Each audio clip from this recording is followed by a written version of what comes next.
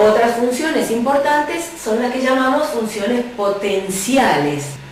Se expresan de esta forma. Función f, que va del conjunto de los números reales al conjunto de los números reales, tal que f de x es igual a x elevado a la n, donde n es un número natural. Vamos a analizar algunos casos particulares de funciones potenciales. Veamos estos dos casos. La primera que se ve a la izquierda es la función f de x igual a x elevada al cuadrado.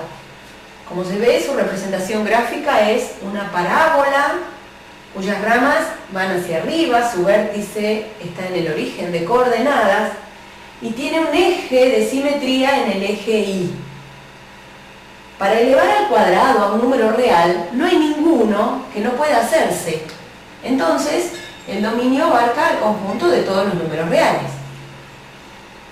El conjunto imagen para esta función f de x igual a x al cuadrado es el conjunto de los valores que se obtienen como resultado de elevar al cuadrado a un número real. La operación elevar al cuadrado nunca nos va a dar un resultado negativo.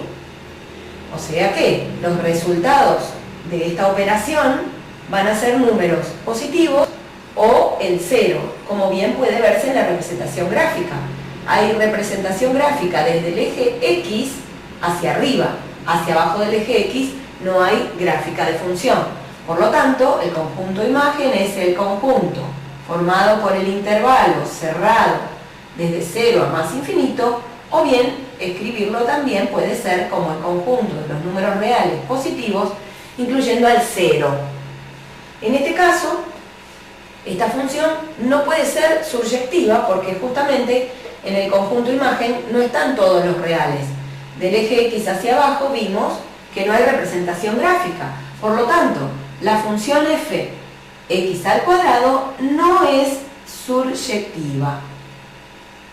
Analizando la inyectividad y pensando en la regla de la recta horizontal, podríamos trazar rectas horizontales a través de la gráfica de la función y vemos que cortan en más de un punto a la gráfica. Por lo tanto, tampoco es inyectiva. No es surjectiva ni inyectiva.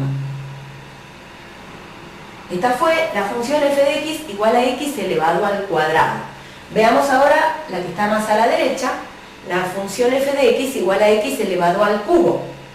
Su representación gráfica cambia con respecto a la gráfica de la función x cuadrado. Esto tiene que hacer ver que no todas las funciones potenciales se comportan de la misma manera, depende del exponente que le pongamos a la x. Si es un número par, se van a comportar similar a la función x cuadrado, y si es un número impar, similar a la función x cubo. En este caso, el dominio de la función también abarca el conjunto de todos los reales, porque en realidad el dominio de toda función potencial es el conjunto de los números reales. Cualquier número real puede elevarse a la potencia natural que se nos ocurra. En cambio, si comparamos el conjunto imagen de esta función x al cubo con la anterior, veamos que acá el conjunto imagen abarca todo el conjunto de los números reales. Todo número real elevado al cubo va a dar por resultado un número con el mismo signo del número de partida. Es decir, si elevo al cubo un número mayor o igual a 0, voy a obtener un resultado mayor o igual a 0. Si elevo al cubo un número menor que 0, voy a obtener como resultado un número menor que 0. Por lo tanto, el conjunto imagen abarca a todos los números reales. Si pensamos en analizar una simetría para esta representación gráfica, como lo hicimos en el caso anterior, donde vimos que la parábola es simétrica con respecto al eje Y, en este caso, esta gráfica no tiene una simetría con respecto a un eje, sino que tiene un centro de simetría y es el origen de coordenadas. Esta representación gráfica de la función f de x igual a x al cubo es simétrica con respecto al origen de coordenadas. Veamos qué sucede con la surjectividad. Habíamos dicho que el conjunto imagen coincide con el conjunto de todos los reales, y justamente el conjunto de todos los reales es el codominio de la función. Entonces podemos concluir que esta función f es suryectiva o sobreyectiva o suprayectiva. Analizando la inyectividad, podemos utilizar la regla de las rectas horizontales y se ve claramente que toda recta horizontal que tracemos a través de la gráfica de la función no va a cortar en más de un punto a la gráfica.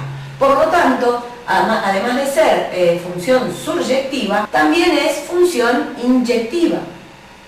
Eso hace que la función, al cumplir las dos condiciones, termine siendo una función biyectiva.